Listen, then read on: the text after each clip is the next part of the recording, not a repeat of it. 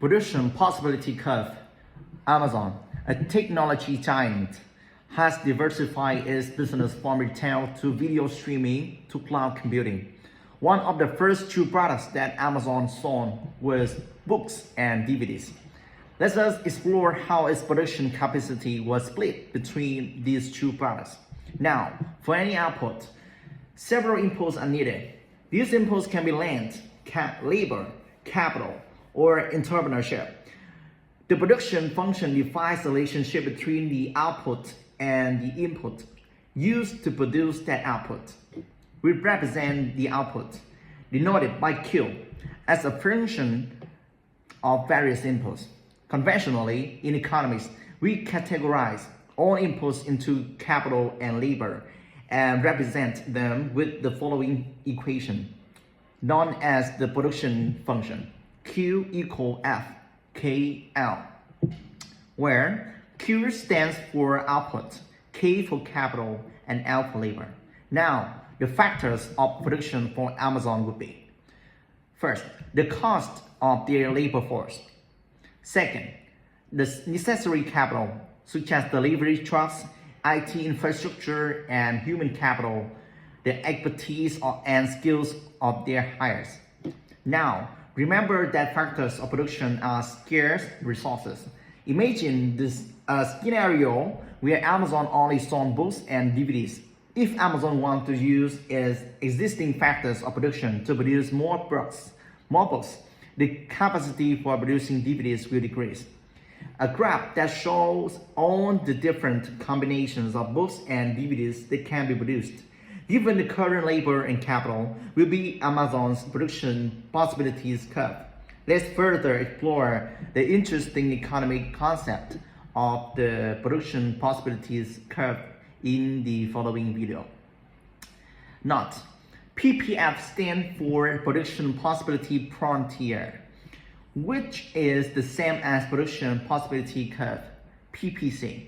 In the video, you learn about the Production Possibility Curve, PPC, and the law of diminishing marginal product.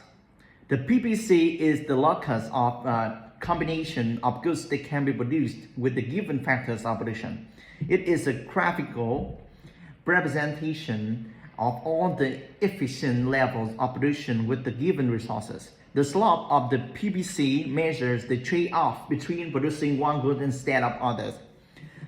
It also helps a firm understand how it can operate efficiently at a particular point of this curve.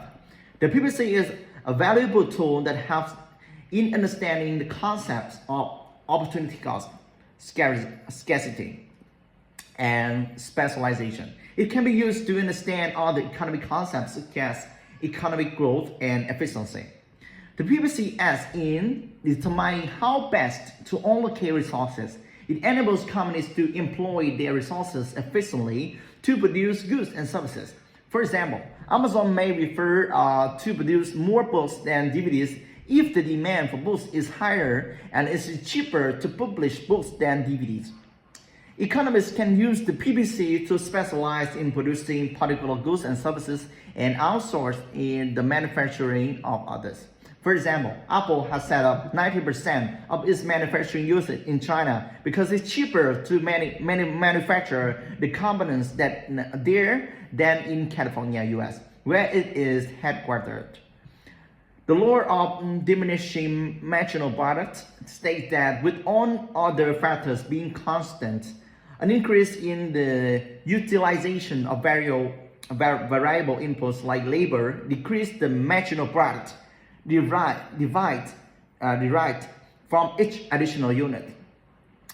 Social media marketing incentives are a good example.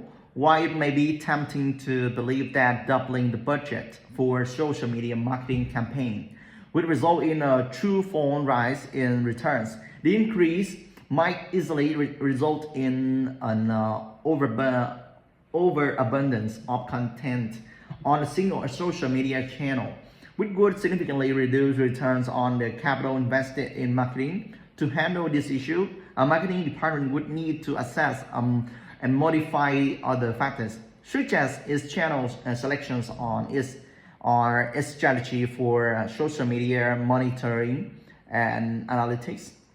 Now attempt the following assessment to test your understanding of concept covered in this segment.